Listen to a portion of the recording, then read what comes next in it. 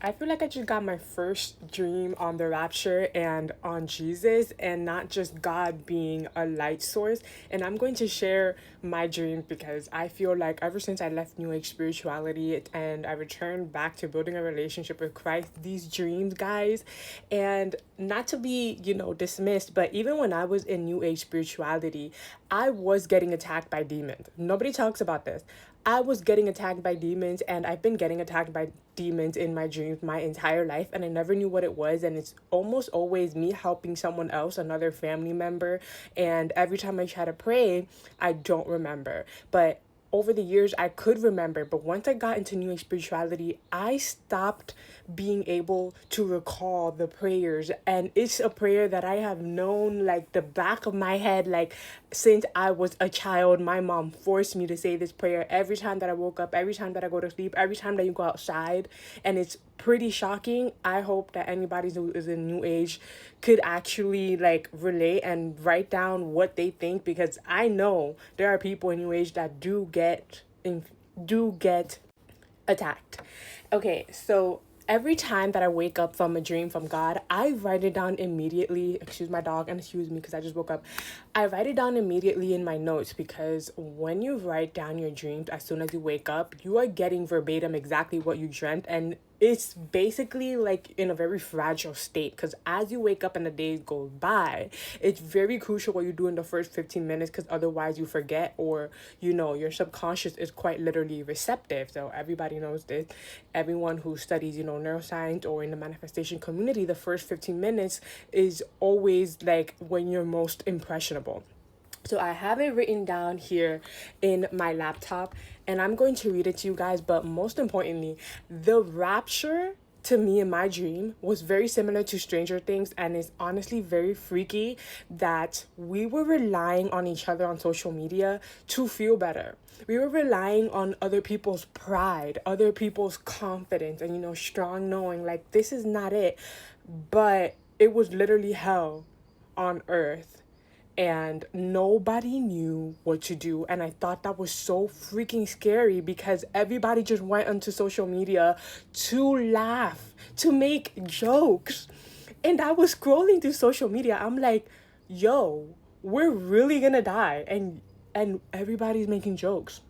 Like it literally hit me like this is hell, and nobody knows what to do. Like everybody is too busy seeking each other's comfort via social media, and it's literally distorting you and separating you from your own salvation. And I just feel the need to say this, but we already knew that social media was a distraction, but to this level, guys, now I have to share my testimony. So I wrote this verbatim because it's a lot. This is what I said as soon as I woke up. So excuse me if it's not perfect.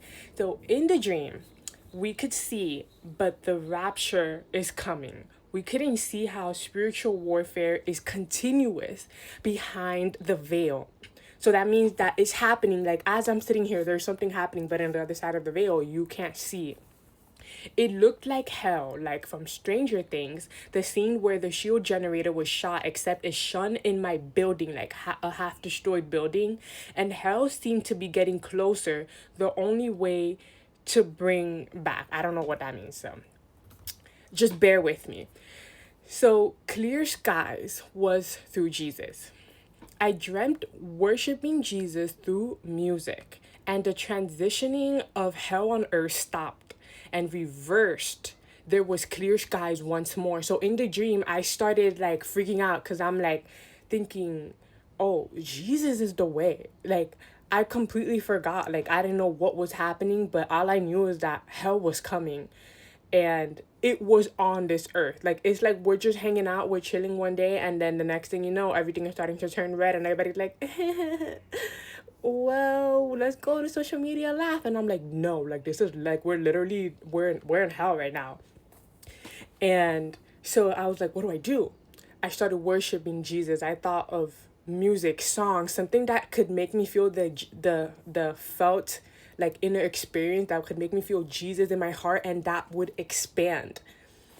And so I felt that, and that's how clear skies came to be once more. So basically, yes, I had this dream before I dreamt this, I wanted to know how strong my faith was because I just got back into this and I wanted to know, is my faith strong enough? So I wrote, I wanted to know how strong my faith was in him. And I saw it was strong enough to stop and reverse hell on earth through prayer. I said things like, it is through the glory of God that we live, we stand here today. It is through his mercy that we continue. As I saw this hellfire about to swallow us whole, getting closer, we all simply looked at each other for comfort, simply accepting our fate and spilling jokes on social media because social media is our false comfort. But it is not our salvation. We cannot rely on other people's experience to feel safe to save our soul. I was on Instagram about to write a joke on notes saying, so this is Rapture, question mark. However, it was not fully complete and seemed to have stopped through Jesus. So like hell was coming on the other side of the veil. I don't know how to explain it, but it was coming. Like what could stop it and reverse it was Jesus, right? So then I said, the prayers over our the prayers over our cities, our state did much more than we thought it did. It made dark thoughts go away. It brought peace. It eradicated fear. It brought refuge. Mind you, I wrote this like 2 minutes into waking up. In my dream, I was doubting if I even had enough faith. As the skies cleared, I realized I have more than enough faith to pray for the fate of the world or even the situation I was in, that it reversed. And I remember reading in the Bible, you could have a mustard seed, which is the smallest seeds of faith, and it will grow into the strongest trees. So I had a temporary moment of ego and significance. Yeah, so once I, preached and I worshiped Jesus, I could feel my ego was coming in because I'm like, oh, I did this. But then I had to remind myself, like, it wasn't me. It was Jesus. Like, we're literally saved because of him. So I had a temporary moment of ego and significance where I thought I had the power because it reversed, but I don't see Jesus. Then I remembered it is not me who does these things, but Jesus. He is the way, the light, and it was surely light's clarity. And new way was formed. Life continued on. We kept on fighting, but everyone remained oblivious to the truth. I thought if I remained ignorant because social media looked for the comfort in others and through false connections, that we'd be saved. We idolize false connections through likes and comments and keeping up with each other's lives. I went on social media and said, this is the rapture. Pray to Jesus. Few believed and took action, but majority of the people were in panic and spiraled down into shock and did nothing. A mustard seed of faith can grow into a stronger tree. All you need is a mustard seed of faith. Amen. Yeah, so that was my rapture dream. I did not get to see Jesus' face. I remember thinking I've had a dream about God and he was like the sun, right? And God is Jesus. But I didn't get to see Jesus, like his facial structure. And I remember knowing and feeling and thinking, I'm like, oh wait, this is Jesus. Like I can't see him, but he's there. And he is there through our faith as well. And I felt like, oh my gosh, that was so insane. So anyways, I hope this gives somebody some kind of, epiphany, revelation that social media is literally false comfort for the feelings of loneliness, for distracting yourself from how you're actually feeling inside, from the pain, from the loss, and all that could be healed through Jesus. I never thought I'd be the kind of person who would make a video on Jesus is the way, the truth, and the life.